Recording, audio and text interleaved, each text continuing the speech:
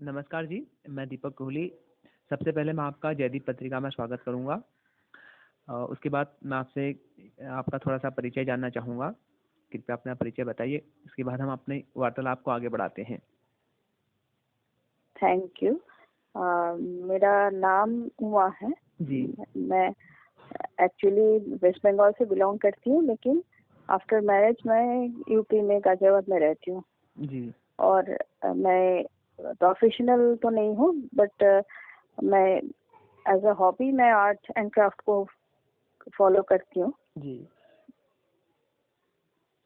आपको कितने साल हो गए हैं आर्ट की इस फील्ड में, और कब आपको लगा कि आपको ये इस फील्ड में जाना चाहिए? एक्चुअली मैं इंटरेस्टेड थी बचपन से आर्ट में, मतलब ड्राइंग्स करती थी और पोर्ट्रेट, खासकर पोर्ट्रेट बनाने में मुझे बहुत इंटरेस्ट आता था। और उसके बाद जो है मैं आफ्टर ग्रेजुएशन मैं Calcutta government art and craft जो कॉलेज है उसमें एडमिशन लिया था। लेकिन उसी समय मेरा एमए भी कंप्लीट करना था, इसलिए मैंने सोचा कि ये एमए पहले कंप्लीट कर लेते हैं, मैं हिस्ट्री में एमए हूँ, कर लेते हैं, फिर बाद में वो फॉलो अप करूंगी आर्ट की कोर्स। और उसके बीच ऐसा हुआ कि उसमें एज लिमिट चेंज हो गया, तो फिर आफ्टर मतलब एमए कंप्लीट करने के बाद मेरा चांस नहीं मिला, सेकेंड चांस कि मैं कंप्लीट कर सकूं। तो उसके बाद मैं अपनी टीचिंग जॉब कर रही थी अपनी, और फिर 2 साल बाद मेरी मैरिज हो गई। और उसके बाद जो है मतलब आर्ट से मेरी रिलेशन एक तरह से खत्म हो गया, क्योंकि कुछ ऐसे ऑब्लिगेशंस थी कि मतलब हाउस वाइफ्स को स्पेशली, मतलब न्यूली वेड वुमन को घर के काम करना चाहिए, और मतलब आर्ट वगैरह कुछ इतना वो नहीं है, उसके इम्पोर्टेंस नहीं है। तो एंड उसके बाद मैं अपनी प्रैक्टिस कभी कभी मतलब कर लेती थी स्केचिंग की, लेकिन उसके बाद जब मेरे दोनों बच्चे बड़े हो गए, फिर मैं अप्रोक्सीमेटली 25 इयर्स के बाद मैंने फिर से अपनी, जब मेरे दोनों बच्चे करियर में सेटल हो गए, उसके बाद मैंने अपनी आर्ट फिर से पेंटिंग की शुरू किया, क्योंकि मैं वाटर कलर में बहुत ज्यादा इंटरेस्टेड हूँ और पोर्ट्रेट, खासकर फिगरेटिव एंड पोर्ट्रेट्स। तो मैंने शुरू किया और 2015-16 से मैं फिर से इस फील्ड में आ गई, लेकिन आज में मेरी कोई ट्रेनिंग नहीं है इंस्टीट्यूशनल या पर्सनल। ओके। तो आप जैसे कि बहुत सारे यूथ इस क्षेत्र में अपना करियर देखते हैं, उन युवाओं को क्या करना चाहिए? अगर उनके आर्ट में इंटरेस्ट है तो उनको सीरियसली ये करियर को फॉलो करना चाहिए। और हो सके तो शुरू से, जैसे बचपन से कोई उसमें इंटरेस्ट लेता है कोई बच्चा, उनको, उनके पेरेंट्स को भी चाहिए उसको बचपन से थोड़ी, आई मीन करीब 10-12 साल की उम्र से उनको थोड़ी ट्रेनिंग दिलवाया जाए, क्योंकि उससे पहले उनको फ्री छोड़ देना चाहिए, जो उनका मन करे वो करे, पेंटिंग या ड्राइंग। उसके बाद थोड़ी अगर उनको टेक्निक के बारे में पता चल जाए, कोई गाइड करे तो बेटर है। ओके। आप क्या देखते हैं आज के डेट में एक पेंटर या एक कलाकार की, आपको मतलब वर्तमान में क्या स्थिति देखते हैं, मतलब उनकी क्या हालत है? क्या पेंटिंग में अगर कोई अपना करियर बनाना चाहता है, क्या वो अच्छा जीवन जी सकता है, या उसे संघर्ष करना पड़ेगा? और संघर्ष करना पड़ेगा तो कितना समय तक संघर्ष करना पड़ेगा? देखिए, मैं तो सेल्फ टॉट हूँ, तो प्रैक्टिकली जो ट्रेन्ड आर्टिस्ट आर्ट कॉलेजेस से निकलते हैं उनके बारे में मुझे प्रैक्टिकल एक्सपीरियंस कम है, लेकिन ये है कि आर्ट फील्ड में हमारे जनरेशन में भी स्ट्रगल करना पड़ता था, क्योंकि ये उतनी मनी जनरेटिंग है नहीं। और खास स्पेशली आज के दिन में आर्ट मार्केट थोड़ा डाउन है, इसलिए कि there are number of artist and clients इतने नहीं है कि रेपुटेड जो एस्टेब्लिश्ड आर्टिस्ट हैं उनको पहले उनके वर्क्स सेल होते हैं, और मनी वाइज इतने प्रॉफिटेबल ये नहीं है। लेकिन अगर आपके इंटरेस्ट है, आपको इस फील्ड में रहना चाहिए, क्योंकि आर्टिस्ट ही है जो सोसाइटी को कुछ सही दिशा दे सकते हैं थ्रू आर्ट। ओके। एक महिला होने के नाते आप अपने जीवन के कुछ अनुभव बताइए जिससे आपको लगता होगा कि मैंने यहाँ एक महिला होने के नाते ये चीज़ सीखी और ये महसूस किया। अगर एक पुरुष होता तो शायद वो नहीं सीखता और वो महसूस नहीं करता। हाँ, ये तो एक इम्पोर्टेंट क्वेश्चन है, क्योंकि खासकर इंडियन सोसाइटी में जो पैट्रियार्कल टाइप की सोसाइटी है, उसमें पहले और अभी भी कुछ बाइंडिंग्स है लड़कियों के ऊपर जो लड़कों को फेस नहीं करना पड़ता। तो आई थिंक जैसे एक वो फिक्स टाइम होता है उनके घर आने की, मतलब और फिर कुछ फील्ड्स है उनको इस फील्ड में नहीं जाना चाहिए, ऐसे कुछ पाबंदियां हैं। लेकिन मेरे ख्याल से एक बात पे हर लड़कियों को कुछ ट्रेनिंग लेना चाहिए, वो है किसी टाइप का मार्शल आर्ट्स। ओके। क्योंकि वो अपनी सुरक्षा खुद कर सके, कोई भी सिचुएशन वो फेस करे, और ये कभी ना सोचे कि marriage is a way of only way of life. क्योंकि आपके पहले तो आपके पैरों पे फाइनेंशियली खड़े होना है, क्योंकि वो मैरिज उसकी जॉब की सब्स्टिट्यूट नहीं हो सकती। और जब आप फाइनेंशियल और थोड़ा अकेले रहना भी सीखना पड़ेगा, क्योंकि हर टाइम आप किसी के ऊपर डिपेंडेंट नहीं रह सकते। ओके। वर्तमान में आप उत्तर प्रदेश में रह रहे हैं, यानी उत्तर प्रदेश के गाजियाबाद शहर में।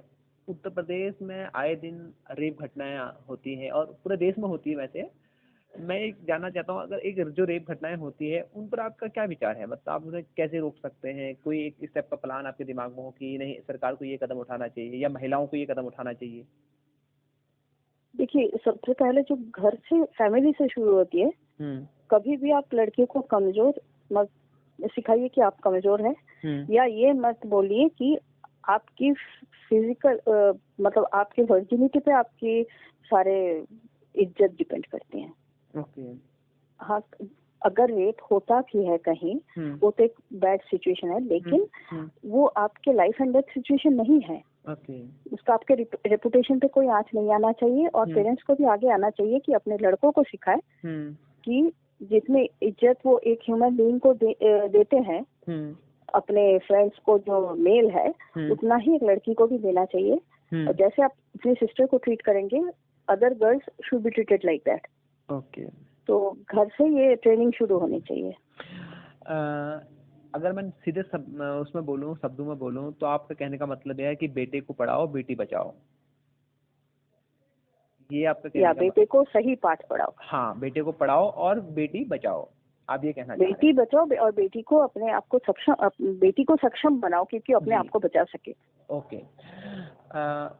दूसरा मैं ये जानना चाहता हूँ कि आज भी भारतीय समाज में नारी का स्थान क्या है? इस पर आप कुछ बोलेंगे कि अगर आप देखते होंगे अड़ोस पड़ोस में अपने, और आप कई सारे सेमिनार अटेंड करते हैं, क्या नारी को भारतीय समाज वो स्थान दे पाया है जो उसे मिलना चाहिए?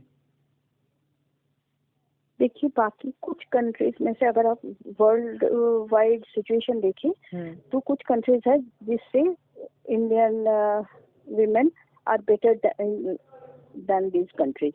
लेकिन ये है कि जैसे भारत में देवियों को पूजा जाता है, लेकिन रियल लाइफ में वीमेन को इतनी रेस्पेक्ट नहीं दिया जाता। लड़कियां सारी फील्ड्स में आगे आ सकती है अगर उसको सही चांस, सही अपॉर्चुनिटी मिले और उसको उसके ऊपर सोशल बाइंडिंग्स कम हो। जैसे क्या अगर सरकार 50% आरक्षण महिलाओं के लिए लागू कर दें, क्या इससे सिचुएशन बदलेगी? कुछ इम्प्रूवमेंट तो होगा, लेकिन वो भी टाइम बाउंड होना चाहिए कि आरक्षण शुरू हुआ और चलता ही रहेगा, ये नहीं हो सकता। ओके। और वर्तमान में आप सरकार की नीतियों को लेकर और हालातों को देखकर देश के क्या कहना चाहेंगे, एक नारी होने के नाते और एक नागरिक होने के नाते? अब कुछ जिस स्टेट में मैं रह रही हूँ उसके लॉ एंड ऑर्डर सिचुएशन मेरे ख्याल से सेटिस्फैक्टरी नहीं है, क्योंकि मैं ये बात पर्सनल एक्सपीरियंस से कह सकती हूँ कि मैं भी एक बेटी की माँ हूँ। लेकिन ये नहीं है कि उसको, और ये गवर्नमेंट के ऊपर काफी डिपेंड करता है कि वो जैसे स्ट्रीट लाइट्स और कब एक फोन नंबर जहाँ पे कि कॉल करे, ज्यादातर पुलिस स्टेशन में फोन किया जाए तो वो फोन कोई नहीं उठाते।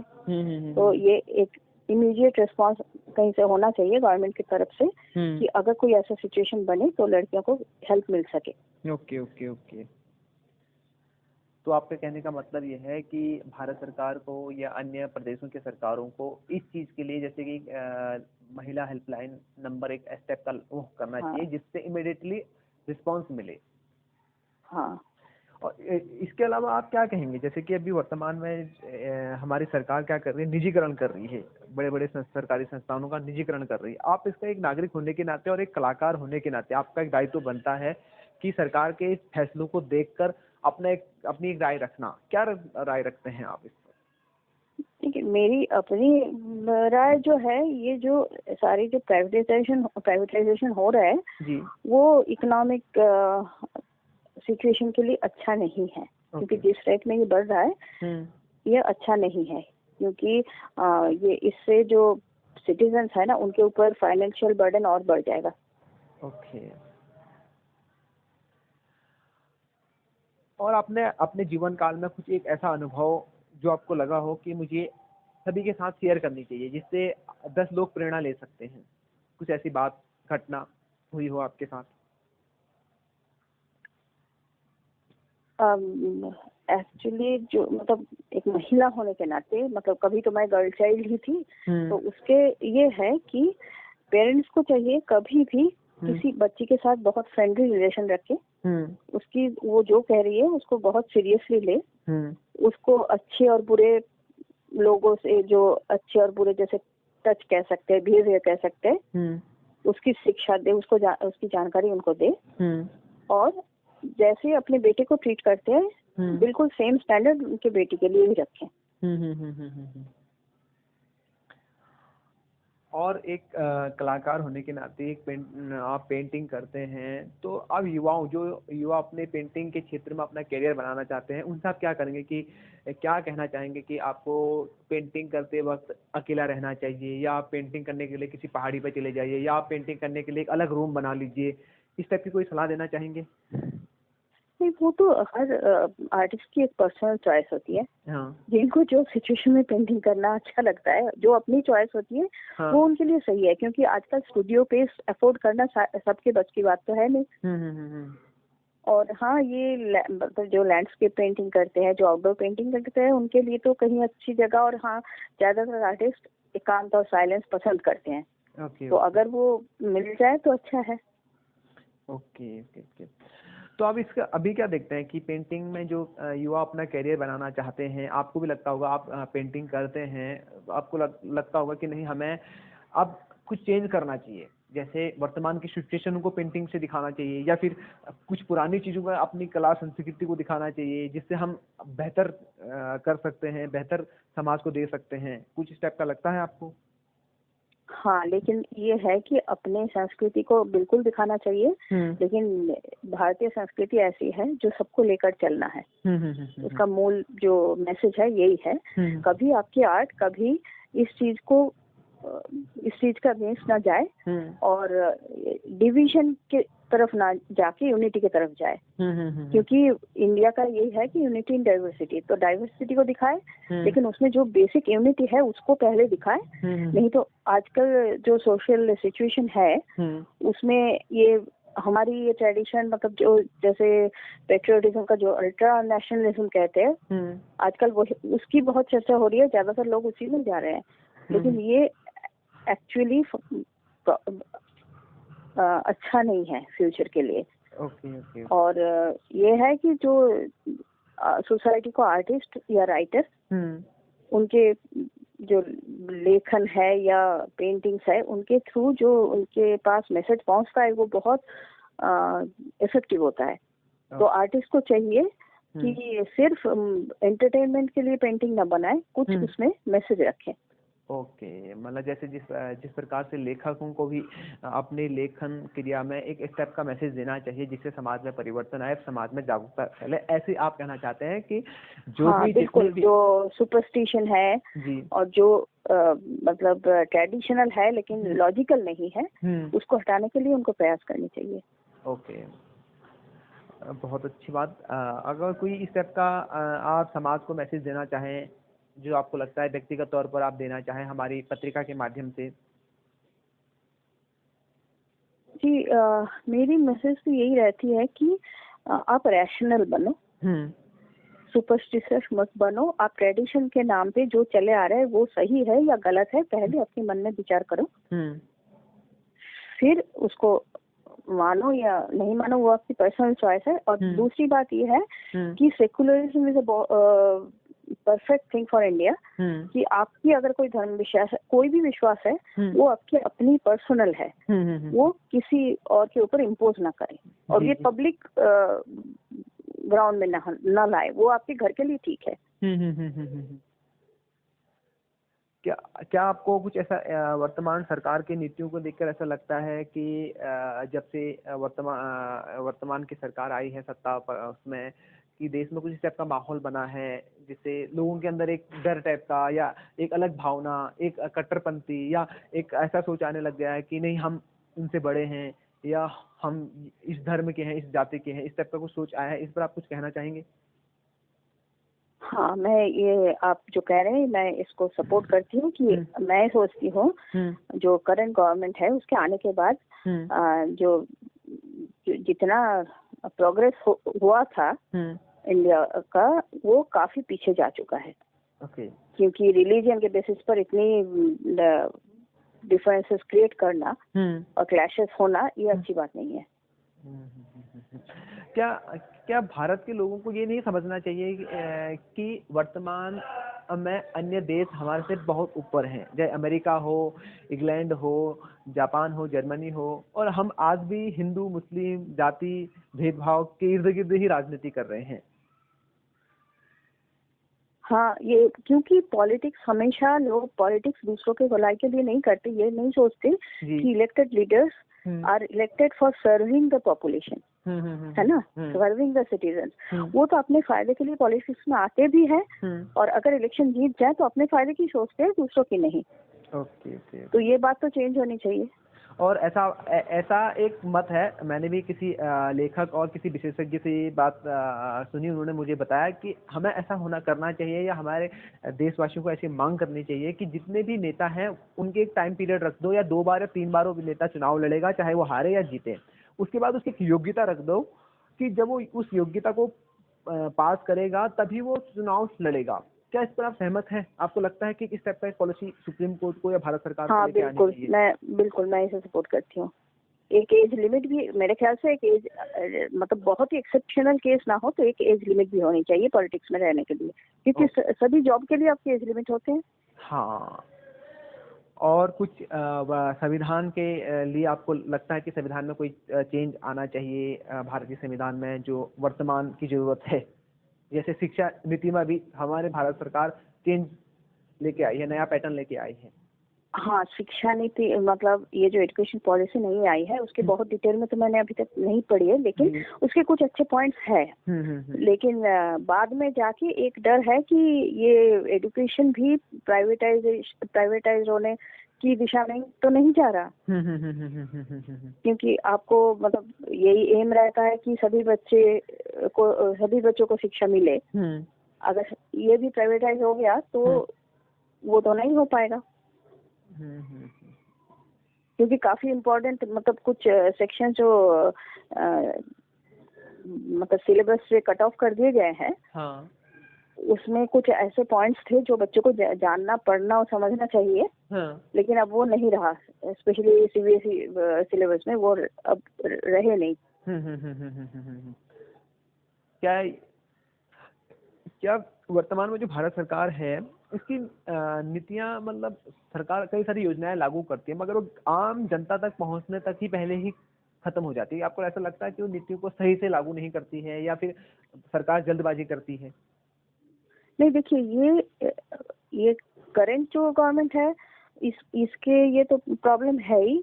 किसी भी गवर्नमेंट में आप देखिए, ये जो मिडिल मैन होते हैं, कुछ अगर किसी, मतलब जहाँ तक एड या फ्लड के, मतलब नेचुरल डिजास्टर के टाइम में या अदरवाइज जो हेल्प गवर्नमेंट की तरफ से आता है वो कहीं मिडिलमैन तक जाके खत्म हो जाती है, वो इनको एक्चुअली पहुंचना चाहिए उन तक नहीं पहुंचता।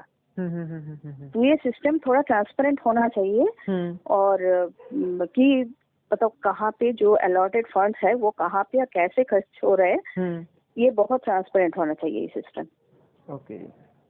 और फिर एक बात मैं कहूंगी कि ये हर गवर्नमेंट को समझना चाहिए कि गवर्नमेंट के अगेंस्ट अगर कोई पॉलिसी के अगेंस्ट कोई कुछ बोले तो वो देश के अगेंस्ट बोलना नहीं होता। जी जी जी जी जी जी। आपको किसी व्यक्ति के बारे में या किसी ऐसे व्यक्ति जो आपके जीवन में रहा हो, चाहे आपके हस्बैंड रहे हो या आपके पिताजी रहे हो या आपके बच्चे रहे हो, जिनसे आपको लगता है कि आपने उनसे बहुत सारी चीजें सीखी या उनसे प्रेरणा ली? हाँ, एक पहले मेरी माँ थी, क्योंकि वो अपने जनरेशन के हिसाब से काफी बोल्ड थी, और बहुत सारे सोशल नॉर्म्स जो है जो ठीक नहीं है वो मानती भी नहीं थी।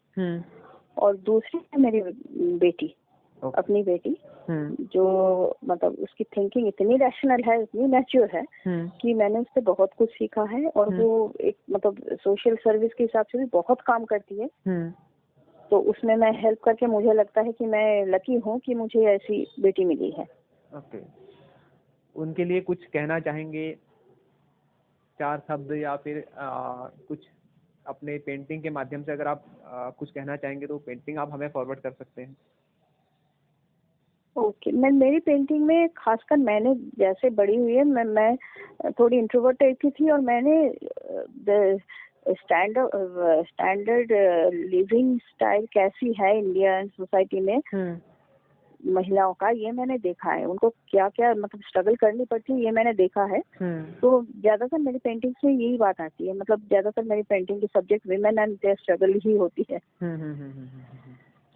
बहुत अच्छा लगा मुझे। मेरा लास्ट सवाल, इसके बाद मैं धन्यवाद करूंगा। आप एक स्त्री होने के नाते, भारतीय नागरिक होने के नाते क्या कहेंगे, और हमारी पत्रिका के बारे में आप क्या सोचते हैं?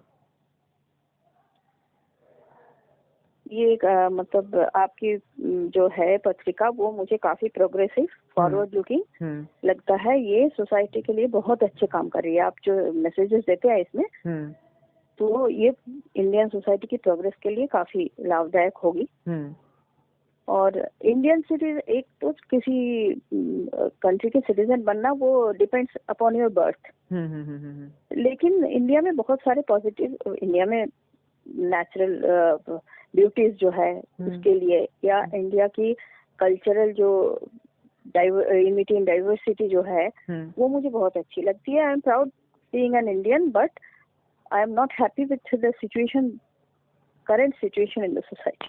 ओके, थैंक यू, बहुत बहुत शुक्रिया। आपने हमारी पत्रिका के लिए अपना बहुमूल्य समय दिया, इसके लिए हमारी जयदीप पत्रिका आपका तहे दिल से आभारी है।